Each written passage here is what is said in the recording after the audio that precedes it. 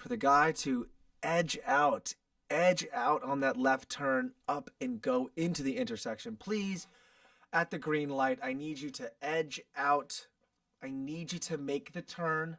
All right, if you sit at a green light, okay, in the left turn lane, if you sit at a green light at the left turn lane and you don't edge your car into the intersection with the blinker on with an intention to quickly get ahead when there's a gap, you suck, okay? If you sit at the line at a green light and you do not edge out and you sit there for no fucking reason not going, you suck, okay? You're the problem. You're slowing us down. Here's my theory on us, human beings. You want to know what it is? 90% of them slow everybody else down. 90% of them, we are dragging. Let's go. Come on, let's go. It's just over here. Come on, let's go. We'll be there soon. Don't worry. You'll eat when you get there. You'll have food when you get there. You'll eat when you get there. It's just over here. I know you gotta pee. I know you have to pee. There'll bathrooms there when you get there. It's called holding it. I know you're hungry. I know you gotta pee, but you ate 2 hours ago and you just pissed 30 minutes ago. Okay? So how bad do you gotta do it? All of you. All of you. If this is resonating, if it's offending you, you're the problem. You're the issue. Okay? The issue is you. The issue is not me. You know what's funny? Is that people will tell me the issue is me because the issue is them. The 90% of weak will call me weak. Tell me that I'm the problem. They won't call me weak. They won't say that. They'll tell me I'm too loud. They'll tell me I need to calm down. They'll tell me just get over it. They'll tell me why you're being so dramatic. The 90%. Because they're not going anywhere. They're slowing us all down. So that's my theory, is that the majority of the people, and it's the mega majority, 90%, 95%, who gives a shit about the damn number, 91.876, whatever you want to say. It's a lot of people. Slow us all down. And people like myself are dragging you motherfuckers around, all right? And I'm tired of it, all right? I'm tired of you not making a commitment in traffic and pulling out and getting into the parking lot. Just pull into the parking lot. Why are you pulling into a parking lot and braking when you get into the parking lot? All right? Don't go into the parking lot and brake right when you get in. That's like walking into a door jam and stopping in the middle of a door jam. Some of you do this, by the way. I've seen people do it. Stop in a door jam. Hold on, wait. They want to say something, so they go, stop, wait, hold on. No, walk and talk. You ever heard of walk and talk? You guys don't know what this is. You youngins and millennials don't know what walk and talk is. Walk and talk means you're thinking about it, you're talking about it, and you're doing shit at the same time. We ain't got to stop the world so you can give your opinion, okay? Your opinion doesn't fucking matter, okay? That's another thing that's a big issue.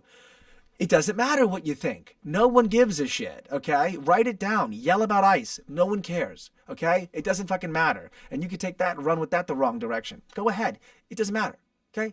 Because I've had a long day. It's 9:30. I wanted to go live at 7. Joe hit me up, was like, yo, no live tonight? I got to go live at 9:30 because the world's slow. I'm trying to move around in this system, and you guys are like fucking molasses, all right? You guys are slow. You got nowhere to go. I'm telling you, you got nowhere to go. I swear to God, most people got nowhere to be. This is what you guys do when you pull up to a red light. This is what you do when you pull up to a red light. Every last one of you. This is what you do when you pull up to a red light. You pull up to a red light, second the car stops, phone. No matter if it's about to fucking turn green. It's just, I saw a guy today do it. Literally, the person in front of him pulled out to make a right at a red light, right? Make a right on a red. It's an option. It's called a yield, right? You yield to traffic and you make an optional right at a red light. Optional is the key. All right, so the guy makes his right. The other guy pulls up. I get that what I'm saying is like, whatever. Optional is the key, so he doesn't have to technically go right at the red. But dude, let's go. He literally pulls up, pulls the phone out, looks down. The shit's wide open. He's got his right blinker on. He's clearly intending to make a right. Do you see what I'm saying? It's like, it'll happen too. You know what happen in traffic? To people will be driving really, really, really slow because this is them while they're driving like this. And they're done with whatever they're doing. Then they slam on the gas. Now they're driving like a dick for a second until they run into a red light. Then they grab their phone back out, back into slow, distracted driving mode until someone tries to go ahead of them or cuts in front of them. Then it's back to driving like a dick. That's your life. Encapsulated. That's what you're doing. You're distracted all the time. You're going nowhere. And then all the time goes by and you're all the way in the right lane, all the way in the right, and you got to make a left at this light. And so you go across 3 lanes to make the left. Instead of paying attention, and knowing where you're going? How about knowing the end before you start your trip? Have you guys ever considered, by the way, knowing where the fuck you're going? I know a guy who drives to my house. He's been here 60 times. He uses navigation every time. Every time. You've been here 60 times. I could drive that with my fucking eyes closed. And if fit the vodka in my system, I could drive that drive. I mean, still navigating. I was in a car one time driving. I was with this girl, and she brought her friend who was a complete sucked. Oh my God, life ruiner person. No ass, no tits. She stands, her knees go this way. I'm talking knees like this is her fucking knees. You know these girls? This is her knees, bro. Literally, that's her knees. Okay? She's in the back of the car. I think her name is Sarah. God, a shitty name. What a shitty name that is. All right? Sorry if it's your mother or your sister's name. Sorry. She was Sarah. She's navigating while I'm navigating. I'm driving, she's navigating. I don't even know this bitch. She's in the back navigating, going, it's left up here, it's left up here, it's left up here. I'm like, I'm navigating already. You got your own personal navigation in the back seat? My God. Let go of the control. You guys realize you don't control anything, right? That's the crazy thing about this generation. You guys are controlling everything you can't control. You can't control shit. Okay? You can't even get out of my way at the green light. Pull into the intersection. You have your blinker on. You pull into the intersection at the green light so that you're that much closer to make the left when the opportunity comes. All right? I don't see urgency. You know why there's no urgency? Because no one's going anywhere. No one has anything to do. I swear to God, especially here in Fort Lauderdale, Florida. Oh my God, this yacht club, country-ass town. Jesus. Everyone here is on vacation or retired. So when I'm zipping around town trying to get shit done, I get stuck doing a live stream at 9:30 p.m. because I can't get my day done because you guys in this town are so fucking slow because you're not going anywhere. All right? And the same is true for a lot of people that I know. They ain't going anywhere. They sit on their phone. They swipe a lot. They swipe a lot, dude. If you swipe a lot, you got to get yourself together. If you're a swiper, you got to get your swiper, no swiping. Okay? I'm cool with the gang, but you ain't. All right? You got to get your shit together. All right? Even in the sauna, dude. I'm in the sauna. You can't put your phone down for 15 minutes in the sauna, bro. I love to be in the sauna like this. Who wants to sit, by the way, in a sauna on a cell phone? Sweaty. Like, for what? My phone, if the water vapor in the air is 28%, I can't swipe my fucking phone. So I don't know what people are doing in a sauna, sweating into their phone. All they're doing is this. It's like numbing. It's like I can't, like, and you're in a sauna, sweating, numbing away on your phone, and I'm watching you. You're looking at nothing, dude. By the way, what's up with guys' feeds? All guys, dog. I was looking at guys' feed, all guys. All guys, bro. I was like, yo, what? This is my theory on this generation, bro. Mostly homosexual. All right? Millennials? Mostly homosexual. Not a joke. The amount of male friends that I'm not friends with anymore that I swear to God are closet gay, it's like all of them. They're all gay. You know how I know that? Because none of them will do anything but send me a text. If they're mad about something, they're soft. And then they don't write shit on anything I put up. I put one photo of me in an ab picture. God, every guy I know comments. Jesus, dude. Yikes. This generation's yikes. I'm worried about the fucking sexuality of you guys. Most of you guys are gay. Gay. Every damn millennial I know is gay. If they're not, they're closet gay. They're effeminate. Oh my God, there was a guy the other day ordering a coffee. I'm in the car with JC. I'm like, God, would you fuck that guy if I paid you $1,000? She's like, Jesus Christ, I don't think I don't know. It's a soft generation. Effeminate men. Pussies. Looking at guys on their phone in the sauna. You're in the sauna sweating, and you're swiping around looking at guys on your phone? And you're telling me you're not a fanoik? I mean, what the fuck? There's nothing wrong with being gay. But all you guys are like gay, dude. Like gay. Like, dude, gay is cool, but like gay? You guys are like gay. Like weird gay. Like looking at my stuff and like liking it and not looking and like looking at like it's a gay. Like my friends. And like bombing this live stream, G. And like one of the other gay kids that I called gay on this. By the way, I love the gays. I got nothing against the gays. I'm surrounded by gays. If I drink a lot, I might be gay. All right? But this kid like sent me a text. I'm like, geez, you guys are like gay.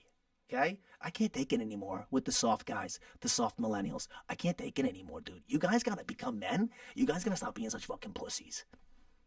It's like wake up call, like wake up call. We were at the coffee place, and this guy, by the way, the coffee he gets white, like milk white. Like, what do you? It's not even a coffee, dude. You're drinking a milk white with fucking caramel with whipped cream, dude. Milk white, like frappuccino, like what? Gay, dude. You're so gay. Can you drink like a fucking hot black coffee and stop considering taking a dick in the ass? Have you ever thought about hitting on a woman? Have you ever thought about having confidence when you stand there, dude? This guy was like fidgeting and like being like, dude, how nervous do you get when you talk to fucking someone? Literally, dude, how nervous do people get when they fucking talk to somebody else? It's ridiculous, bro. Like the lack of social skills of this generation is like disgusting. It's like pathetic. Like I'm like nasty, like cutthroat with a knife when it comes to fucking social engagement. Like, what are you gonna do? Like, by the way, doesn't matter who you are. I'm gonna wipe the floor. There ain't nothing you can do with me. I'm like Eminem in the last battle. I know every single thing this guy's got to say about me. All right? I know every single thing. Okay? I know his real name is Clarence. And he went to Cranbrook, and that's a private school. And see, I know that, right? And I know what you're gonna say about me. But there's nothing you can say about me. What, that no one watches my fucking live stream? You ain't got a live stream. You're too much of a pussy to hit a live stream. I couldn't see you fucking sit an hour on a damn red tape. You couldn't do a damn thing. So this is them. This is every millennial. They don't even post anymore. They're fucking keyboard warriors, like such pussies, dude. All anyone has ever done, right, that I don't talk to anymore is send me messages, dude. Send me like text messages, dude. Text right in here. Text. Show up, dog. Like, I swear to God, every single last person I've ever known in my life, I will knock them all the fuck out. I swear to God. Every last one of them is a pussy. Every fucking last one of them is a bitch. Everyone I've ever known's a bitch, dude. Everyone from Fort Lauderdale's a pussy. What's up, JPC? Sorry, I'm on a rant. It's a late night. I didn't know if you'd be up. Joe's sleeping right now. I'm all amped up. I've had a long day, JPC. It was not good. All right, people are messing me around in the city over here, Fort Lauderdale, Florida. All right, and they're trying to make my life tough. JPC, I got your message, by the way. We're gonna send you the stuff. I saw the DM. I sent you a DM. You sent a DM back. Yes. I like the Pro Tools, by the way. I love Pro Tools. I started in GarageBand and then transitioned to Logic. And then everyone's like, yo, go Ableton. But I love the way Pro Tools, like the cutting. That's why the cutting, it's like cha, cha, cha. Pro Tools is like ninja when it comes to audio. But producing on it, like running MIDI tracks and stuff is kind of different. I mean, you would know. So kudos to fucking Pro Tools, bro. I love Pro Tools. But yeah, dude, what's going on out here is what I'm saying. Kool with the Gang, by the way. Name of the episode today, Kool with the Gang. Honestly, the reason the name of the episode today is Kool with the Gang is because I'm honestly cool with the gang, right? It doesn't got to be a bunch of people. No matter what you do. You go to a show, tight group, we do this live stream, we hang out, you, me, and Joe, she hops on sometimes, maybe some people hop in every now and then, whatever, dude. I'm cool with the gang. That's what today I'm talking about, is that it's you know, this chasing numbers, chasing views, chasing streams, chasing in general. The chasing. I don't like all the chasing. I feel like we are being like sold to keep running the hamster wheel. Okay? I feel like because everyone says you gotta post. You gotta go more.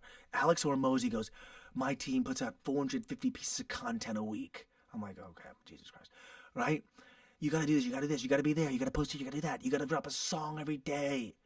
You gotta go here, you gotta be on this platform, and now everyone's on Threads, and then now I got a new thing over here. Quality over quantity. The kind of ongoing shift I'm having in mind recently. This is the shift that's happening literally this February. As we're getting to the end of this February, we went to go get the car, all right? And we were forced to take time off the live. And while I did that, I was like, exactly, man. You gotta stop running around in circles. You need to stop running on the hamster wheel, all right? You need to not be worried that every single day you have to do X amount of output. If I don't put a short out and then also make this progress on the song, and then also the trades I make need to make money, and then also the lawn's got to get, perfected, all that. I try to do everything all in one day, every single day. And it's just sometimes, I don't see the problem if you need to just literally for 1 second, just sit down. Just sit down. I'm telling you, I've been a really big fan of sitting down. And a lot of people maybe need to move more. I don't know what their situation or anyone listening situation is. But for me, I'm always running around. I'm always doing too much. I'm always responding to everything and trying to capitalize. And if someone says, hey, like I'm working on this song right now, this collab with Lord Score, and I want to get it back as fast as I can, but I got hung up today doing stuff. And then I'm like, shoot, when I get off the live, should I hop into the session? But I'm burnt out, dude. After this, I just want to relax. I just want to sit down. I haven't stopped today. And so the weird thing is, you can work hard and not really move. You could run fast and kind of be running in place or be standing in quicksand. You could be kind of treading, you're treading in place, kind of treading water. Even though you think you're swimming, you'd be swimming into the current. And you can get as tired as if you were making progress when you're really not. And this is what I'm always fearful of in my daily life. And I don't know if you've thought about it or other people think about it. You can't be ashamed to relax. You cannot be ashamed to take time off. You can't be ashamed to just do nothing. I feel if I don't do this, I'm falling behind. If I don't today do this, somebody else is doing that. And then now my opportunity to do that is squandered. And that I just don't think is true. I really don't think it's true in any way. Because, one, whatever you do, whether it's music, whether it's art, whether it's finance, whether it's selling clothing, or food, all of those things people are going to continue to consume. I don't care how far into the future we go, people are still going to listen to music. And if you show someone a sound recording never heard before, they might want to check it out. I mean, I don't see any future where producing new sounds isn't always a fun thing to do. So, that means that if you want to be a musician in 50 years, you can be a musician in 50 years. I thought about this recently. I thought, okay, you're in this big race. It's against yourself. Because what about the kid who's not born yet, who wants to be a musician? What about him? You're making music right now while he can't. So the sound spectrum, the finite sound spectrum, and the sort of non-infinite, the terminal amount of songs that can be made, given the fact that there's only so much sound in the spectrum, it's just a ridiculous theoretical conversation. It doesn't do anything to motivating yourself to be like, look, you don't even need motivation to do what you want to do. That's the part that doesn't make sense either. The motivational, I used to watch Jim Rohn, Les Brown, Tony Robbins. I'd watch all the motivational stuff, sales stuff from Peter Tracy, whatever. I had Dale, not Dale Carnegie, obviously I have that. Anyway, to get motivation. But I don't know why you would need motivation to do something you already want to do. So for this live stream, I mean, sometimes I'm like, oh my God, I still got to do the thing and I've been so busy. But never am I like, I have to psych myself up to do it. Because I already want to do it. You know what I mean? I already want to do it. And I actually find that things, the daily things, the posting of the content thing I can't figure out. Because I spend a lot of time, obviously, considering, we've made some content for this upcoming song, which comes out in 13 days now, so I got to get on I think we should post the first piece of content tomorrow, promoting this fake shit. I guess we probably will. I have to start the music video, but what I'm saying is that it just seems so, a lot of things seem to get in the way of what you really want to do, you know? And then it's just like, again,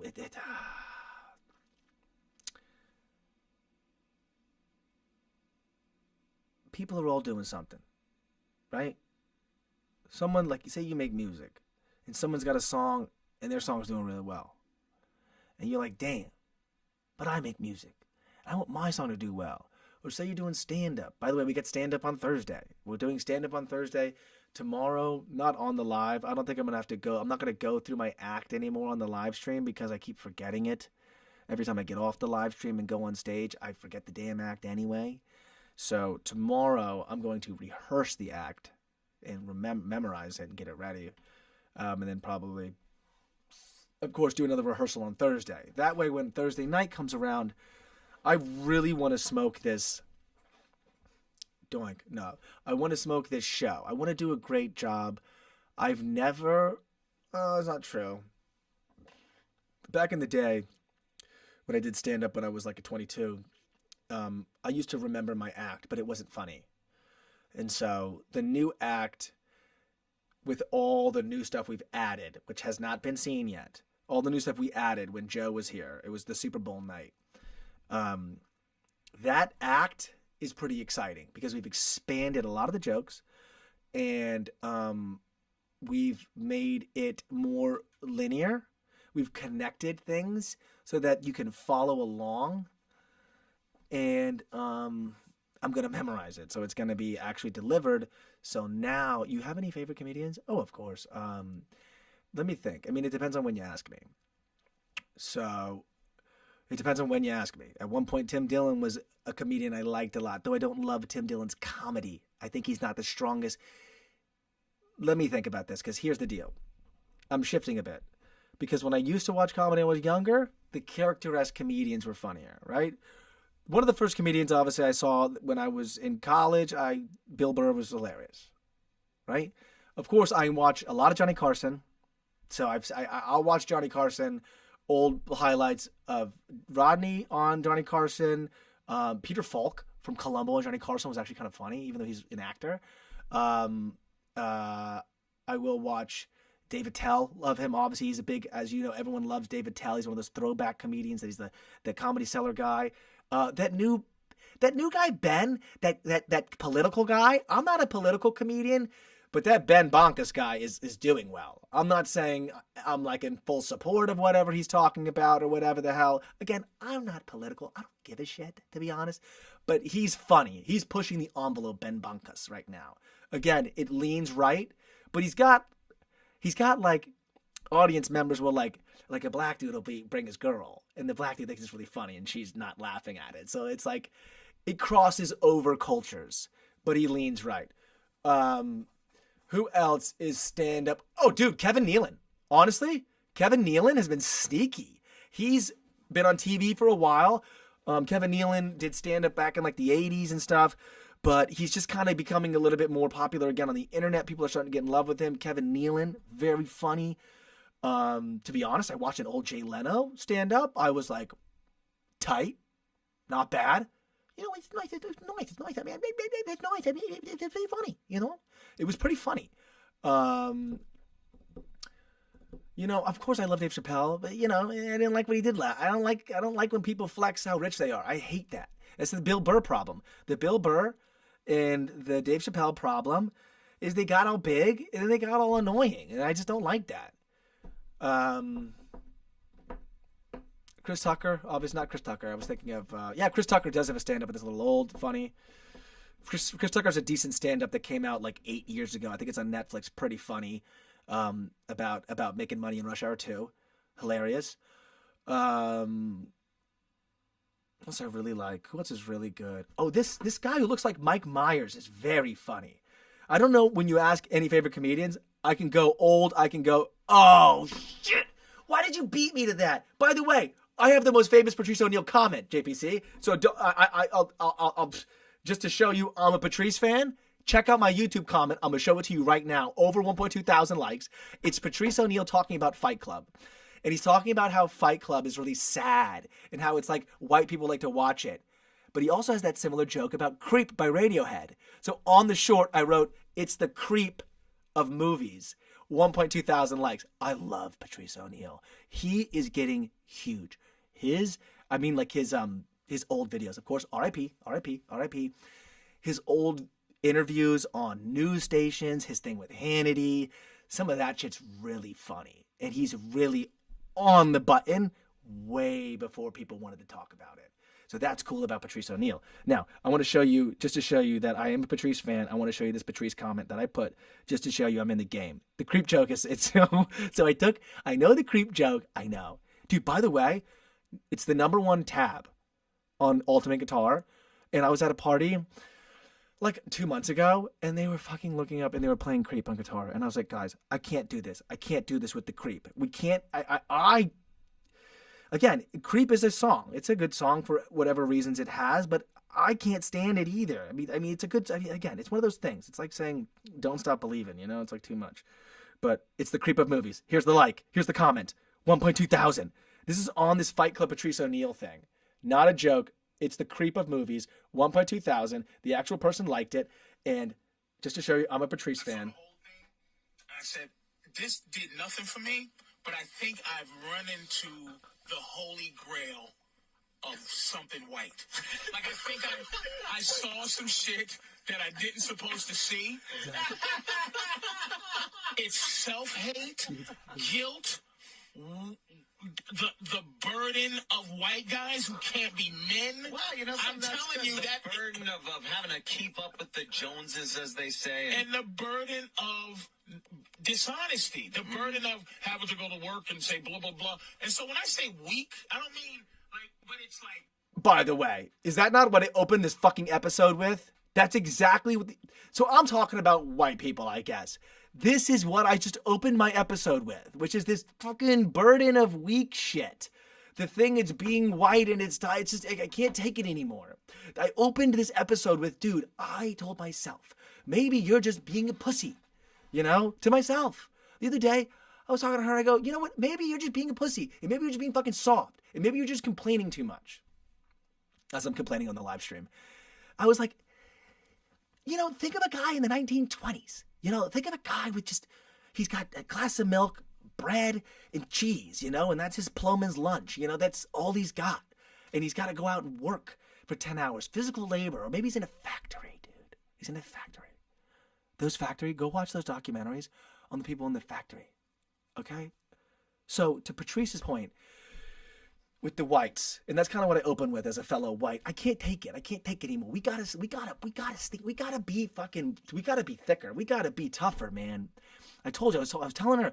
I said, would you this guy this thing? He's like, a lot of these guys look kind of effeminate. They're not. They dress kind of like Metro. You know, they do too much physical appearance stuff. And you're talking to a guy who's in the acting industry, even though I'm not anymore. I'm unsigned, but. We gotta be more manly. We really gotta be more masculine. I'm talking about white guys. I don't know about everybody else. I'm talking about us whites. I'm talking about the guys with the really everything's like cut perfect. Everything's cut perfect. Like they went to the barber. Now, Chris, there's nothing wrong with going to the barber. No matter what I say, I'm not hating on any specific thing. It has to do with the mentality. It has to do with this sort of like really like calling out like tattletale kind of culture with the white guys. Very effeminate. Many of my white fellow whites, males, very effeminate. You know, they kind of like not really good at like putting their foot down with ladies and kind of telling them like, yo, what's up? Like, I'm going to fucking say what's going on right here, okay? Because women like that shit.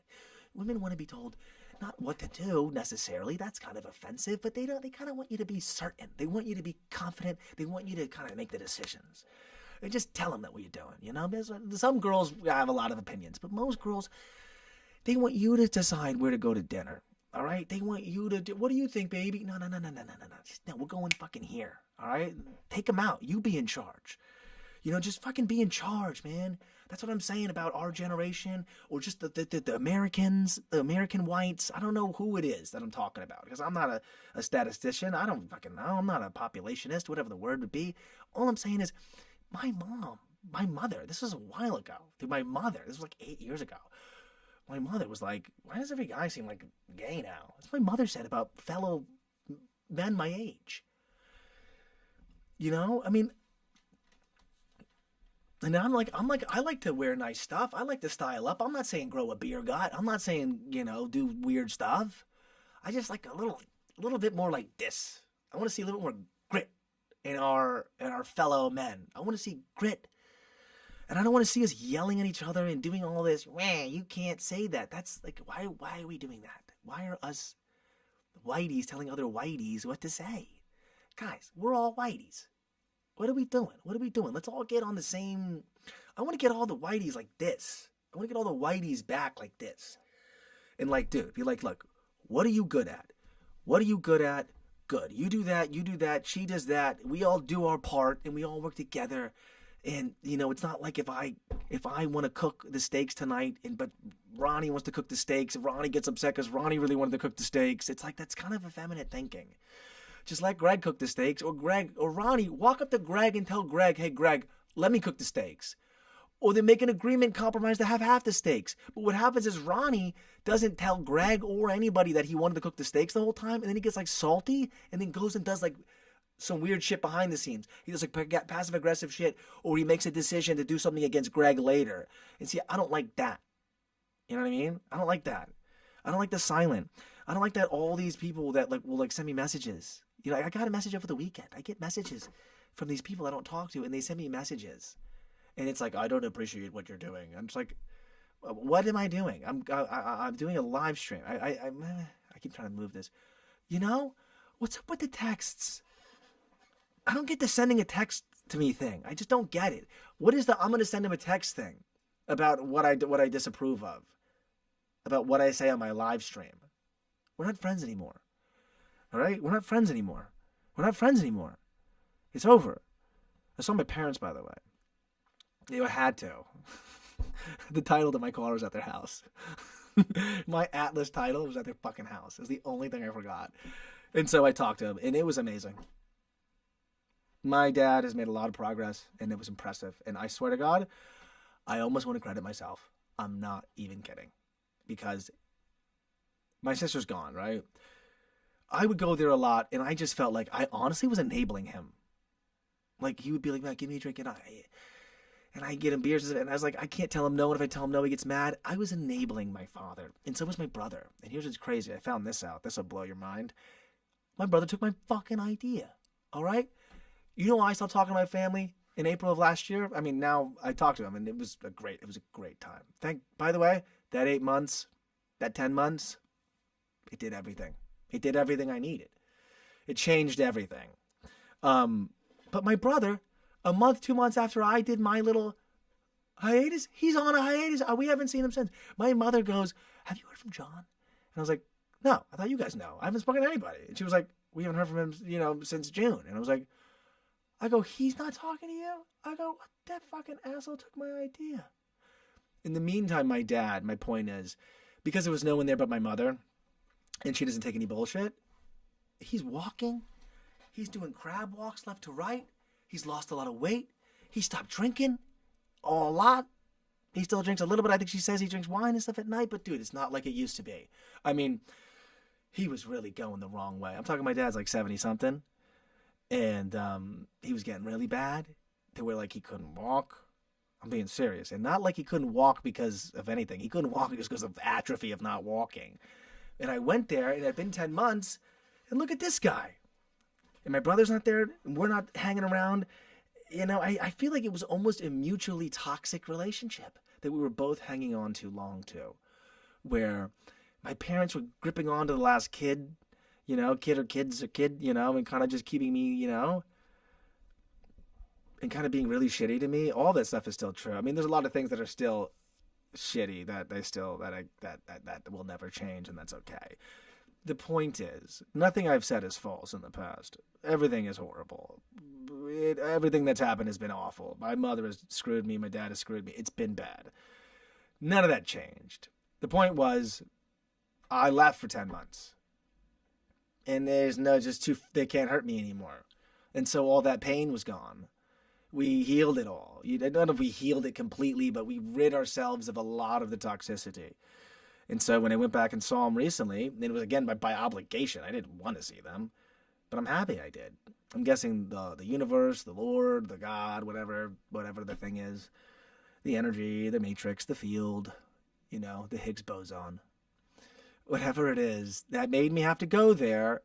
It was nice. And then I started getting really concerned about my brother. I was like, he hasn't sparked it. But then, I thought about, I go, you know what? Maybe he's doing better too. Maybe what he needed is that full release too. Because my brother, I think, is some guy who's going to be kind of an independent guy. And there's nothing wrong with that. Honestly, I wish I could do it. I'm such a fucking pussy. I can't be alone. I'm such a fucking pussy. But I think maybe my brother, like you think about it, I go, well, I assume my dad would be on the couch deteriorating further. He actually turned around and got better. And is moving around thinner. He's got this guy picking his neck up. All that stuff. She's there. She's probably making sure she's not grabbing him drinks and stuff. So he's not, and so he probably gets away from that alcoholism and out of the grips, the physiological grips of the dependence. And look at him. He's doing amazing. He's doing a lot better. And so the same could be true about my brother. Because in the meantime, I was doing better. Seems like everyone stopped talking to each other and everyone started doing a lot better. That's what I was saying. That's go watch my episodes. That's what I was talking about. I was talking about how bad it was. In this show, let me detox a lot of that crap. I detoxed a lot of it at the very beginning. I detoxed a little bit at the beginning of this episode, just me getting annoyed with people. But it seems like a little distance helped everybody, including my father, including my mother. My mother was the only person that looked kind of like sad still, but she not sad like in that way, not like pity me sad. She was different too. It was odd. My mom, I mean, I could see that time and distance makes the difference. It really does, because we've known each other for 30 damn years. Still as my mother and father, we still have the same genetics.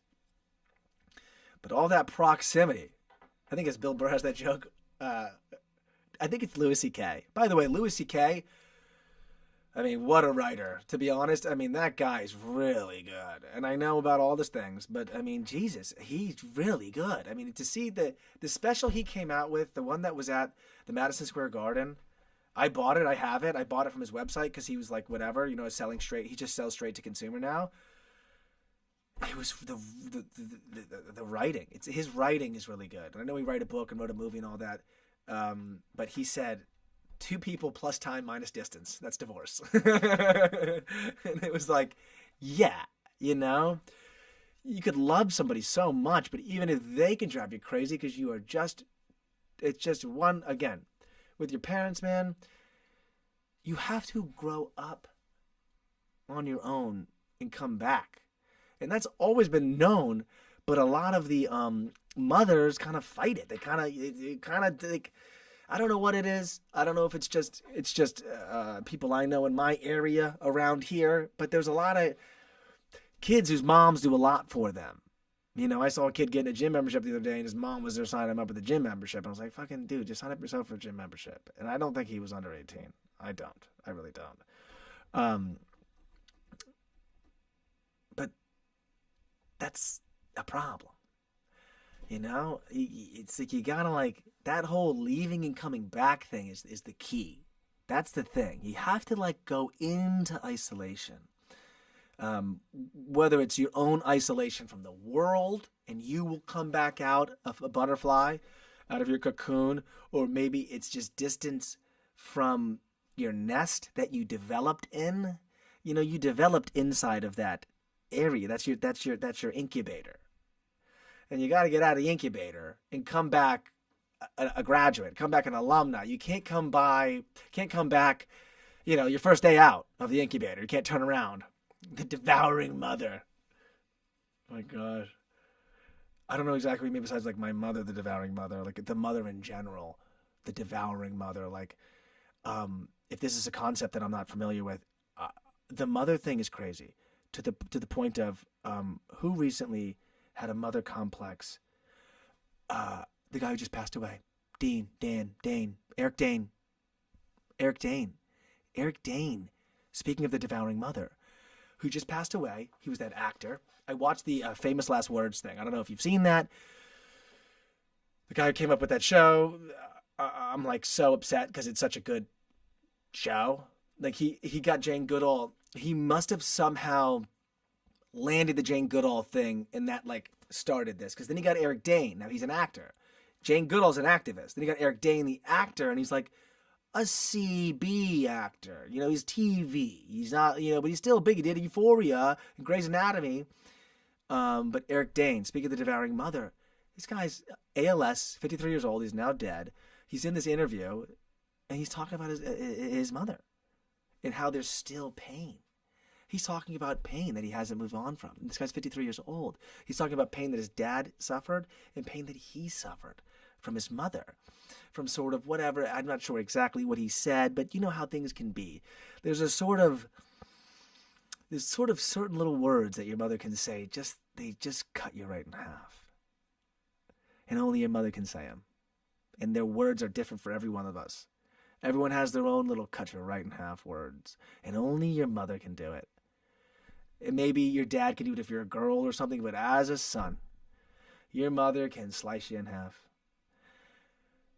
And it's so easy for them. It's so easy for them to eviscerate you. And it's so easy for them to uplift you. That's the crazy thing about the mother. That was my issue with my mother. So when I just saw my mother again, how did she know she didn't know some of the things she does, whatever. It's a silent. Most everything she did that bugged me, she did the opposite when she saw me. How did she know? I didn't tell her. I didn't tell her all the things that bugged me. How did she know all the things that bugged me? I never told her what they were. Yet, everything she said, first of all, she never asked about my music, and if I brought it up, she'd either ignore it completely or change the subject. This time, she asked me about my music. I've been seeing you put a lot of music out.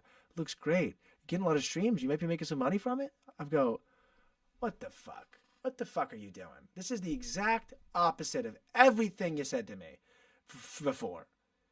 How'd you know to say the opposite? She's being nice to my girl. She's not making sneaky little weird comments to my girl. Right? Okay, she always does. No sneaky weird comments. What else? There were some other things. There was things she dodged. She was also trying to create like rapport. It was just so fascinating. It's like, this is my mother. And you know, there's probably no one that I know better or knows me better or doesn't. She doesn't really know me. I don't want to say that. She knows me. I was 1 year old one time. I was 2 years old one time. You know? Your hair. But you know what she did? This is her, normally. Haircut. Every time I see her. She went like this. She was like, that was her holding back everything. Like, all she did was this. That was her, like, holding back as hard as she can her desire to be like, you need a haircut. And then she was like, well, your hair looks good. You know? And I was like, what are you doing? How do you know that, one, you definitely fucking ignored every time I mentioned my music and you purposefully never were complimentary because right now you're doing all this shit. And I never told you that bugged me, so how did you know? Also, the haircut thing. Of course you know that the haircut thing bugged me, but like, how did she know? How did she know what things bugged me? Which means she knew what things bugged me. Do you see what I'm saying? I mean, she always knew. She was always twisting the knife. That proves that she was twisting the knife. It's nice that she decided to retract and not twist the knife when I wanted to pick up the title and that they were helpful and all of that. We haven't spoken since, and we left on great terms. My dad was like hanging out that weekend, and he had like his brother coming over, and he was like, I'll call you, you call me, but there's no need. I mean, this is a well-functioning system now, and to be honest, it seems like I pulled the pin out and everything fell into place. Swear to God. Everybody wins. My dad's gotten better. My mom gets time with her husband back, you know? Let's be honest. That's her biggest thing that made her sad, was that he was just giving up. And then so there goes their whole last whatever together. You know, my brother finally disappears like he wants to do because I did it before him. He probably was like, damn it, that was my thing. I thought Matt was never going to do that, right?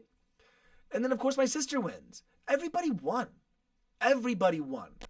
Literally, everybody, all 5 people in my immediate family are doing better because of it. Maybe not my mom. She's the only one she still seems like a little sad or something. But I don't know about her, as I just still don't kind of trust her. And so I can't open the door any further. It's nice that the powers that be opened the door before a whole year went by. And maybe it did that on purpose, you know, where it said, you know, we actually went to go get a reprint. It was so much that I was going to reprint my title. And we walked in and it was like, yeah, we'll be here for 5.5 hours. I'm calling my parents and I'm going to ask if they got the title. And they had it. Found it in 5 seconds. Like, yeah, we got it right here. I'm like, all right, well, I'm coming to get the title because it's my car and I'm getting rid of it. By the way, the car is for sale. The Atlas I gave him for 18 grand. My Carvana was 12,200. He gave me 12 flat. Great. Because I think Carvana would give me less. And there's issues with that car. But it's 12 grand he gets it for. Got it listed for 18,890. The exact same price the Cherokee was. So I'm telling you, I'm like, this guy's got a 6K. He's got a 6K, you know, I don't want to say profit or windfall. I want to say he's got like a 6K buffer. That's what this David guy's doing. Because he's selling used cars. So it's not like selling new cars. I'm like, okay. I said to Jason, I said, we got the Cherokee for 18 grand because we got money taken off of it. I'm telling you, he's like around 12 all in. And then I was like, he's getting 12 for this Atlas. He gave me 12 for the Atlas. He's going to turn around and sell for 18. Turns around for the 18,890 because that 890 comes right off, and then it's 18 because that 890 you can negotiate prices off, and you get down to the 6K profit. So the Atlas is for sale, and it's just so funny. Like I know the car. I read his description. I looked at all 87 photos, and I go, yeah, like this is being sold in a way that looks really enticing. But I know this car. Okay, one of the things is that bumper. It's got an R turbo bumper, but that's just the bumper. It doesn't have the R turbo. But he's of course up close laughing the R turbo. Like I threw an aftermarket tow package on it. Like just a trailer hitch, not a tow package. I just threw a trailer hitch on it, and that was there, and he was slapping that up, and he put like also comes with a trailer hitch, and he was like showing that the functionality of the lights and things. It was just funny to be like, I see the way he's selling this, but this car is still a ticking time bomb. It still has sway bar problems. It still vibrates at 55 and 35, and that's with brand new tires on it. And alignment. There's something wrong with the control arms. There's something wrong with this part. Something wrong with the G diffuser, right? And it's like, and on top of this, oh my God. Anyway, the point is, we saw the Atlas. It's for sale. The guy goes 1218, makes 6K a flip. So I'm not that bummed about the damn Cherokee. The Cherokees, I talked to Lewis today. He didn't send me a quote yet, which is why I'm like, ugh, because he said he was going to send it today and then didn't send it. And I'm like, ay, Dios míos, how high is this quote going to be? But either way,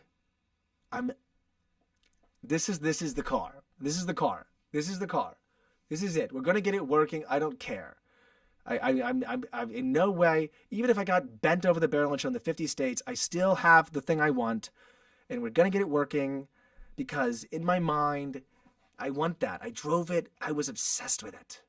I was like the feeling was just so real. So. If I'm one of those guys who loses all of his money fixing his car, I'll be that guy, because I'll have a Cherokee. And I haven't seen a single Cherokee on the damn road out here. Maybe up in Pittsburgh, all right? Or Pennsylvania. I can't remember exactly what you said. Maybe up there. But down here, no Cherokees. So, I'm hoping 3 to 5 grand and not anymore, because I'm going to run out of money. And I'm literally going to need to go get a job. No. We're going to always figure it out. Don't worry. We can't go back. I can't go back to the sales floor. I've been on too many sales floors. I can't start another job. I can't start another sales job. I can't do the first day. I can't do the sales training. I can't do the cold calls. I can't do the intro level prospecting. I can't do any of it. I mean, I can. I don't want to do it. I can't do it. Hello, welcome in. Fuck. I can't. I can't sell. I can't sell shit. I you know? So, we're gonna make it happen. That's what I told myself. And that's what Kool with the Gang is about today. That's what today's episode's about. It's that I'm cool with the gang. Cool with the JPC. Cool with the Joe Sound Vibes Lives. We all chill and hang out here. I'm cool with the gang. All right? We've had people pop in and out sometimes. They haven't stuck around. That's fine. We might add it. I'd like to add a friend to the gang, but only if it's the right friend, dude. This is the problem. No more adding anybody unless it's the right person, bro. I'm straight up at the door right now as a bouncer, bro. I'm like, this is what I'm saying. This is my point. This is the point of this episode. This is the point. I am not burning out because I am not chasing. I am not trying to get extra people in our group. We have a tight group. And no one else will be in this group. Unless they're fucking cool, man. And they gotta be cool. Their name has to start with a J, apparently. Because there's 3 J's. You got the JC, Joe, JBC, and me, Matt. All right? Us 4 are in a group. Cool kids only. Ah, there she goes. Finally. And that's all you can comment. And you got to leave again because we're hanging out. We don't need you messing it up. Just kidding. I like the group we got. If we could find cool people, we should add them. All right? But only if they're part of the group. So I guess the group will find them. I don't think we should go out of our way. That's what I'm saying with the Kool with the Gang is I don't want to go out of my way anymore, dude. I actually want to keep it small because I think that is what makes people like, what's going on over there? And I'm like, nothing. We're having fun over here, bro. Like, I don't want it getting ruined. You know? That's why I'm happy, I don't talk to those people. And they were sending me more nonsense this weekend, bro. Sending me weird texts. It's just, I forgot. I didn't know I had your number still. And I'm just like, why are you guys doing this? Can we just all hang out with the cool kids, man? Cool kids only. I don't want to deal with the hate. I don't want to deal with the passive aggression. I don't want to deal with the negativity, all right? I want to talk about cool shit. Talk about Cherokees. Talk about music, right? Talk about comedy. Talk about Patrice O'Neal, all right? Talk about fucking movies. Talk about whatever. But let's just have a good time. Let's hang out, you know? It doesn't need to be so big deal all the time. That's what I'm saying. Don't gotta be a big deal, you know? And I haven't been drinking any beers, and that's nice. It's nice, dude. It's just not drinking any beers. I almost was going to drink beers out of tonight. Why? No, I'm not going to. I'm not going to. There's no reason to. It becomes a pattern. You're just like, oh, it's been 5 days. And I'm like, no. We're going to get out of here. We're going to have ourselves a nice little ha-da-da-da. Because I don't know how it goes up there, but here in Florida, we got the medical down here. All right? Your boy is official. I got the card and everything. So it's legit. I could just walk on the street. I don't know how, again, I don't know how it is for you guys. But here in Florida, but most of the places suck, dude. This is the trick, by the way. Right before I want to give you a little thing here in Florida. What they're trying to do is they're trying to make it recreational here in Florida. And that'll make you have one supplier. And it gets rid of the other positive side. See, when it's in the category it's in now, it's in the medical category. Well, you get all these different types and special treatments. Like this is for that, and this type is for that. And you get this strain for that specifically, and you get this strain for that specifically. And the quality is, some stores suck. But I got one by a sunburn, dude. Sunburn? Wow. You know? And to each their own. I don't, whatever your thing is. I don't even believe I'm trying to one day literally be just water. I'm going to even get off coffee. I don't have coffee. I'm going to get off coffee and then I'm going to get off soda. But then I got to get off the Bialys. Now that's going to be tough. Sometimes I don't drink coffee, not every day, but ultimately I just feel like if you could get down to water and peace of mind, if you could just be water, my friend,